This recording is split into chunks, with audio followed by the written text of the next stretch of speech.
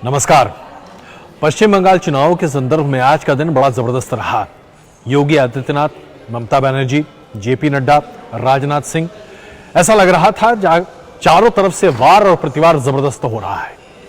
ऐसे में योगी आदित्यनाथ की एक बात मुझे बड़ी अच्छी लगी। उन्होंने कहा कि हर किसी को अंततः भगवान की शरण में जाना ही पड़ेगा। और यह बात तो तय मानिए कि इस बार का पश्चिम बंगाल का चुनाव भगवान की शरण में जाने के बाद ही मिलने वाला है। अब यह तय करना लोगों का काम है कि दरअसल भगवान कौन से उन्हें पसंद है। उन्हें राम पसंद है या चंडी पसंद है। राम पसंद है तो जय श्री राम का नारा है, और चंडी पसंद है तो चंडी पाठ है। चंडी पाठ जिसे आज बड़ी प्रखरता के साथ ममता बनर्जी ने मंच से पढ़कर सुनाया। वैसे पश्चिम बंगाल में यह बड़ी आम सी बात है, जहां पर हर दिन सुबह घर में जो भी बुजुर्ग महिलाएं होती हैं वो चंडी पाठ पूरा करती हैं और आशीर्वाद अपने घर के हर सदस्य को देती हैं। लेकिन आज ये चंडी पाठ राजनीति का एक बड़ा अध्याय बन जाएगा, ये अपने आप में बड़ी विडंबना सी बात दिखाई देती है। लेकिन क्या कहें, यही राजनीति है। एक वक्त था जब नमाज पढ़ना, उसके साथ साथ हिजाब लगाकर एक अलग अंदाज में अपने आप को प्रस्तुत करना ममता बनर्जी की शैली हुआ करती थी। आजकल ममता बनर्जी ये कहती बिल्कुल नहीं थकती हैं कि वो ब्राह्मण परिवार में जन्मी एक हिंदू महिला हैं जो चंडी पाठ करने में जरा सा भी परहेज नहीं करती। दरअसल उनके ज्ञान पर सवाल खड़ा करना अपने आप में अनुचित होगा, और वो इसलिए क्योंकि ममता बनर्जी से आप किसी भी तरह का श्लोक पढ़वा लीजिए, चंडी पाठ करा लीजिए, काली पाठ करा लीजिए, यहां तक कि कथा भी करवा लीजिए, वो सब कुछ जानती हैं। और यादाश्त उनकी इतनी जबरदस्त है, क्योंकि मैं आपको व्यक्तिगत अनुभव के आधार पर कह रहा हूं। बहुत 90 के दशक में एक ऐसा मौका आया था जब 7 दिन मैं लगातार उनके साथ रहा था। दरअसल उनके घर में ही रहा था। उनके साथ कई बार बैठकर खाना खाना, खिचड़ी उनकी माँ बड़ा अच्छा बनाती थी, और बंगाल की सभ्यता, संस्कृति, जुझारूपन, ये तमाम चीज़ें मैंने उनके घर पर रहकर देखी, सीखी और समझी थी। ज़बरदस्त कला में पारंगत हैं, वो माहिर हैं। जो पेंटिंग्स बनाती हैं आप देखेंगे तो आश्चर्यचकित रह जाएंगे कि क्या वाकई में ममता बनर्जी इतनी बड़ी कलाकार हैं। बहुत अच्छा लिखती हैं, लेखिका बहुत अच्छी हैं, सोच बहुत दूरदर्शी है, और उसके साथ साथ पूरी संस्कृति का ज्ञान भी है। लेकिन राजनीति थी जिसकी वजह से बहुत बड़े पैमाने पर धार्मिक तुष्टीकरण की तरफ वो अग्रसर हुई, और अब शायद अपने आप को वापस एक बैलेंस बनाने की कोशिश कर रही हैं। ये तो पश्चिम बंगाल की राजनीति है, जहां पर हर चीज उठापटक के आधार पर होती रहती है। लेकिन अगर आज आप सूक्ष्म नजरिए से देखें तो एक बात आपको दिखाई देगी, और मैं चाहता हूं कि जरा इस पर गौर कीजिएगा। वोट चाहे आप राम को दें या चंडी को दें, वोट तो आप देंगे, आप तय करेंगे सरकार किसकी बनेगी। लेकिन कुछ मुद्दों की बात भी तो होनी चाहिए। अब ऐसे में अराजकता का मुद्दा भारतीय जनता पार्टी उठा रही है, ऐसे में भ्रष्टाचार का मुद्दा उठा रही है, योजनाओं के कार्यान्वित न होने की बात उठा रही है। लेकिन वो मुद्दे जो कि अहम थे 2019 में, वो कहां गए? आज इस पर जरा चर्चा कर लेते हैं। मसलन CAA। जी हां, आपको याद है CAA के नाम पर 2019 में कितना तांडव मचा था। उस वक्त अमित शाह गृह मंत्री नहीं थे, और उन्होंने कहा था कि इस देश में CAA लागू होगा, कानून बनेगा, पारित होगा, और उसके साथ साथ यह भी कहा था कि NRC भी लागू होगा, और पश्चिम बंगाल में लागू होगा ठीक वैसे ही जैसे असम में लागू हुआ है।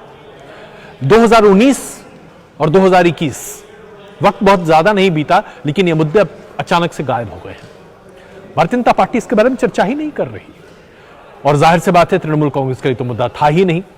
तृणमूल कांग्रेस इस मुद्दे पर भारतीय जनता पार्टी को घेर भी नहीं रही, क्योंकि अगर तृणमूल कांग्रेस ऐसा करने की कोशिश करेगी तो फिर वोटों का जो एक ध्रुवीकरण होगा वो तृणमूल कांग्रेस संभाल नहीं पाएगी। भारतीय जनता पार्टी ने CAA और NRC का मुद्दा असम में भी अहम नहीं रखा, जबकि 2016 में NRC का मुद्दा भारतीय जनता पार्टी के लिए सबसे प्रमुख था असम में। वो मुद्दा कहां गायब हो गया, कैसे गायब हो गया, इसके बारे में कोई चर्चा नहीं हो रही। लेकिन भारतीय जनता पार्टी के लिए दरअसल मुंह छिपाने की जगह ढूंढनी पड़ रही है एक राज्य में, और वो है तमिलनाडु। तमिलनाडु में भारतीय जनता पार्टी के सहयोगी दल है ADMK, जो कि जयललिता की पार्टी हुआ करती थी। ADMK ने अपनी मैनिफेस्टो में इस बात को लिखित तौर पर रखा है कि CAA किसी भी तरह से तमिलनाडु में लागू नहीं होने दिया जाएगा अगर ADMK की सरकार बनती है। और वो इसलिए क्योंकि डीएमके ने यही बात सामने रखी है, यानी कि भारतीय जनता पार्टी की सहयोगी दल मुखर विरोध कर रही है सीएए का, और भारतीय जनता पार्टी के नेता तमिलनाडु में इस बारे में कुछ कह ही नहीं पा रहे हैं। कहें भी तो कैसे कहें, सहयोगी दल सीधे इसी मुद्दे पर चुनाव लड़ने की बात कर रहे हैं। तो भारतीय जनता पार्टी के नेता बगले झांकते दिख रहे हैं और उन्हें समझ नहीं आ रहा है कि एडीएमके के नेताओं को किस तरह से समझाएं कि भाई ये हमारा मुद्दा है, इस मुद्दे से आप कैसे कन्नी काट सकते हो। लेकिन स्थिति यह है कि आज भारतीय जनता पार्टी को संतोष करना पड़ रहा है, क्योंकि तमिलनाडु में भारतीय जनता पार्टी अपने दम पर चुनाव नहीं लड़ सकती। और यही स्थिति केरल में भी है। केरल में भी सीएए और एनआरसी के मुद्दे पर भारतीय जनता पार्टी बिल्कुल चुप हो गई, साइलेंट, जैसे कि असम में। और वहां पर भी इस मुद्दे पर गौण होने के साथ साथ भारतीय जनता पार्टी अपने आप को पूरी तरीके से अलग रखना चाहती है। ध्रुवीकरण की राजनीति पर तो बात होती है, वहां पर बड़े बड़े चेहरे उतारने की बात की जा रही है, लेकिन सीएए और एनआरसी के मुद्दे पर कहीं कोई चर्चा नहीं हो रही। तो यानी कि वक्त बदलने के साथ साथ मुद्दे भी बदल जाते हैं। आज अगर जय श्री राम का नारा भारतीय जनता पार्टी के लिए बड़ा प्रमुख है पश्चिम बंगाल में, और चंडी पाठ बड़ा महत्वपूर्ण है ममता बनर्जी के लिए, तो राज्य की तरक्की, विकास, ये तमाम मुद्दे शायद कहीं गौण होते दिखाई देते हैं। उन मुद्दे पर प्रधानमंत्री नरेंद्र मोदी जरूर बात करते हैं, लेकिन बीजेपी का और कोई वरिष्ठ नेता इस मुद्दे पर बात नहीं करता। यहां तक कि गृह मंत्री अमित शाह भी इस मुद्दे पर ममता बनर्जी को नहीं घेरते। वो ममता बनर्जी को गुंडाराज, कट मनी, भ्रष्टाचार, इस तरह के मुद्दे पर घेरने की कोशिश करते हैं।